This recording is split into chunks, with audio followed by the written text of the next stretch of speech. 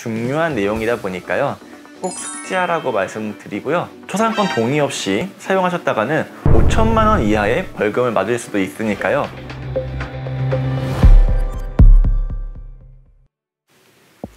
안녕하세요. 병어 유튜브 마케팅을 알려드릴 미디어 V 깡익쌤입니다. 반갑습니다.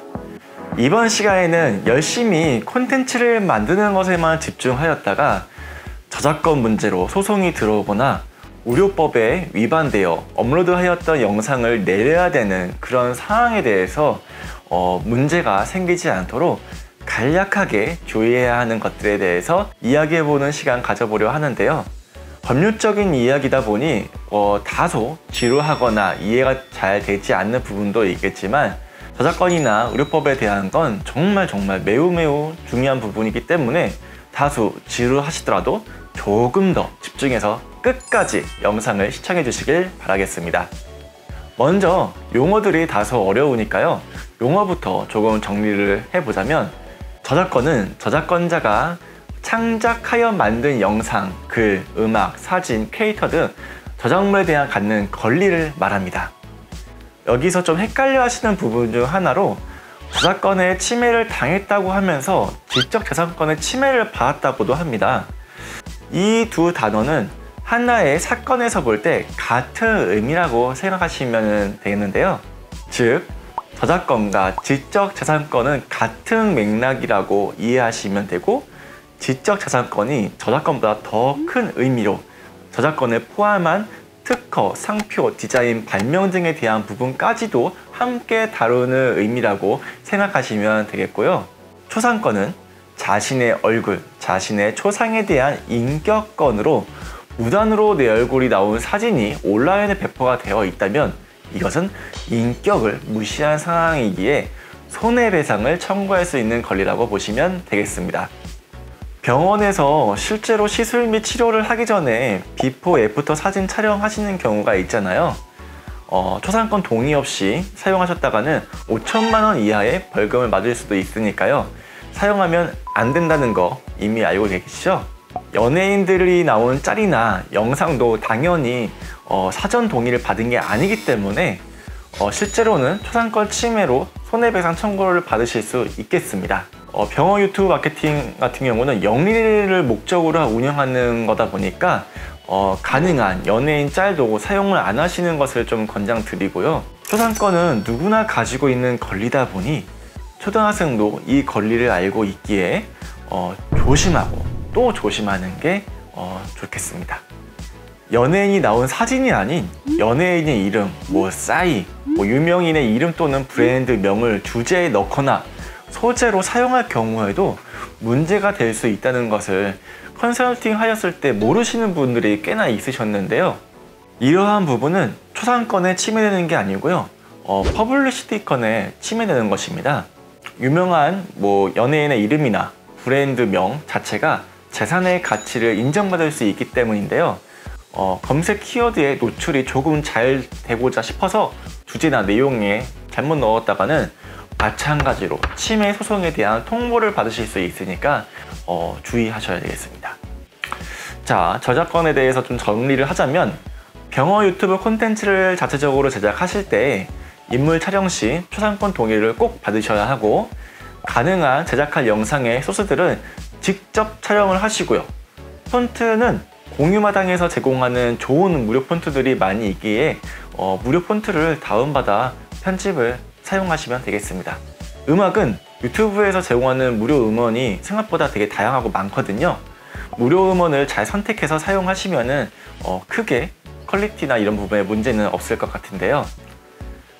다만 조금 촬영으로 다 표현할 수 없는 그런 부분들을 자료 이미지나 일러스트 등을 좀 활용해서 편집하기를 또 희망하시는 경우가 있으실 때, 문제는 또 병원 관련 무료 이미지나 일러스트들이 솔직히 좀 찾기가 힘든 편입니다. 병원에서 홈페이지나 블로그, SNS 기타 온라인 마케팅을 병행하고 계시다면 클립아트나 셔터스토어 등 유료 라이선스를 이용하셔서 라이선스에 대한 저작권 문제를 해결하시는 게 좋겠습니다. TMI로 저희 미디어 V는 클립아트, 셔터스토어, 엠바토 엘리먼트의 정규적인 결제를 하여서 라이선스를 사용하고 있고요. 폰트는 산돌 폰트 정품으로 구매하여 사용하고 있고, 또 편집 프로그램인 어도브 프리미어나 FL, 포토샵, 일러스트도 당연히 정품으로 구매해서 사용하고 있습니다. 다시 본론으로 돌아와서 저작권을 이 정도로 이해하시고 진행하신다면 아마 병원 유튜브 마케팅을 하는 데는 크게 문제는 없으실 것 같고요. 다음으로 의료광고법에 대해서 많은 내용들이 있지만 전부 다루기에는 내용이 좀 너무 많고 시간이 좀 부족하기 때문에 이 영상을 보시고 더 의료법에 대해서 공부를 하고 싶으시다면 국가법령정보센터에서 의료법을 검색하여 확인하시거나 유튜브에서 온라인상의 의료광고 위반 사례를 검색하시면은 한국인터넷광고재단의 박상용 팀장님께서 약 한 30분 정도로 아주 이해가 잘 되도록 설명해 주신 영상이 있으니 그 영상을 보고 참고해서 공부를 하시면 좋을 것 같습니다.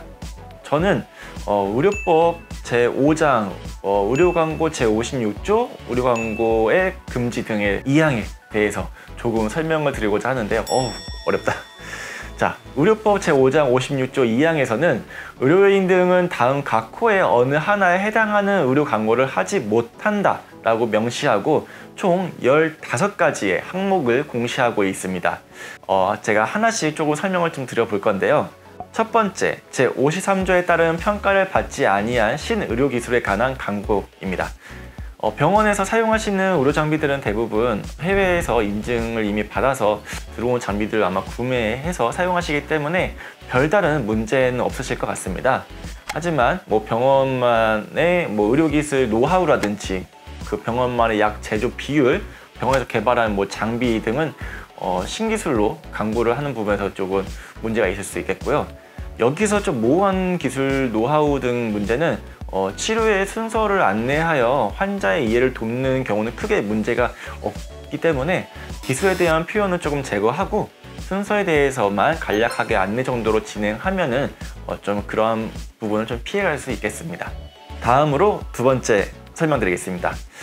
환자에 관한 치료 경험담 등 소비자로 하여금 치료 효과를 오인하게 할 우려가 있는 내용의 광고인데요.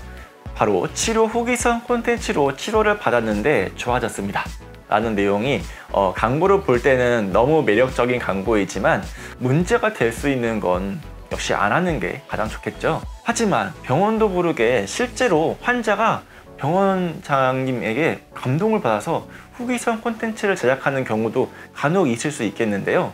이 또한 병원에서는 몰랐을 수도 있으나 문제가 될 수 있는 범주에 모호하게 들어가기도 합니다. 의료심의 대상 매체 기준이 전년도 말 기준 직전 3개월간의 일일 평균 이용자 수 10만 명 이상 인터넷 매체로 되어 있기 때문에 개인 블로그는 대체로 대상이 되지 않고 개인 블로거나 개인 유튜버가 후기성 콘텐츠 제작한 경우에는 문제의 소직을 다루기가 좀 모호한 점이 있어서 병원의 상호나 위치가 노출되지 않도록 하게 된다면 조금 문제가 크게 현재는 되지 않고 있는 것 같습니다.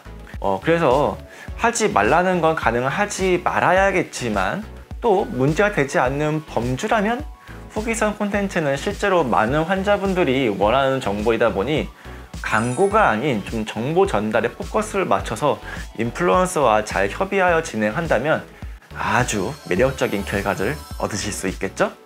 여기서 이 이상은 좀 위험한 구역이니까 여기까지만 영상을 통해서 말씀드리도록 하고요. 자, 다음 세 번째, 거짓된 내용을 표시하는 광고입니다. 당연히 거짓된 광고는 의료 광고뿐만 아니라 우리 일상에 하지 말아야 되는 윤리적인 문제이지 않을까요?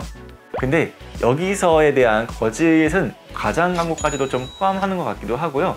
최고, 최상의 100%, 무통, 하나도 아프지 않아요? 이런 등은 물론 그래요, 사실 수도 있겠지만 이것은 거짓 과장 광고로도 범죄에 포함하고 있고 특정 부분의 전문의나 전문 병원 등도 의협회에 등록되지 않은 경우에는 좀 문제의 소지가 있으니 참고하시면 좋겠습니다. 네 번째, 다른 의료인 등의 기능 또는 진료 방법과 비교하는 내용의 광고입니다. 어디 병원에서는 장비가 한 대밖에 없어요. 어디 병원 원장님은 경험이 좀 부족하세요. 그런데 우리 장비가 4대나 있고요. 저희 병원 원장님은 경험이 많아요. 네, 이러한 식의 비교는 당연히 문제가 될 수 있겠죠. 콘텐츠 기획하실 때 환자분들이 부작용 등을 고려하시기에 조심하셔라 정도로 안내하시고, 저희 병원에서는 장비가 좋은 장비고 원장님 경력도 많으니까 병원을 선택하실 때 참고하셔라, 뭐 그런 정도는 무관하게 넘어가는 것 같습니다. 자, 다음 5번째, 다른 의료인 등을 비방하는 내용의 광고. 이거는 솔직히 사례를 아직 한 번도 저는 못 봤거든요. 다른 의료인을 비방한다면 뭐 싸우자는 건가요?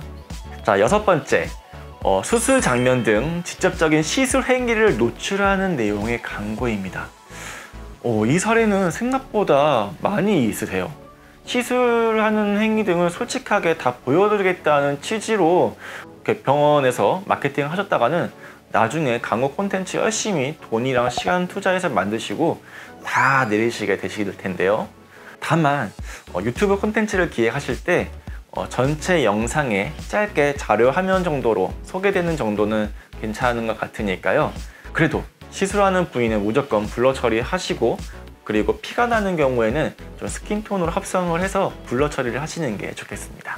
자, 7번째부터는 간략하게 정리만 해서 요약하여 설명드려도 충분히 누구나 이해를 하실 수 있기 때문에 나머지 8가지는 요약하여 설명하여 드리도록 하겠습니다.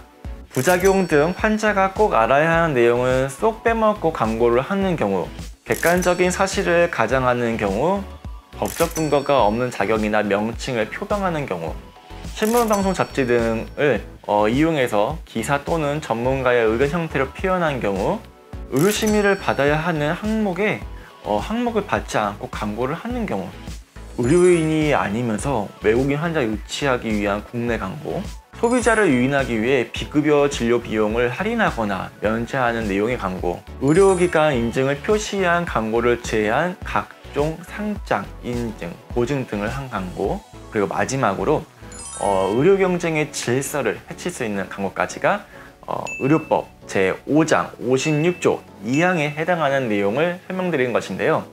이 정도만 이해하셔도 유튜브 마케팅을 하시는데 의료광고법으로는 크게 문제가 없을 것이기에 꼭 숙지하시고 콘텐츠를 기획하시면 좋겠습니다.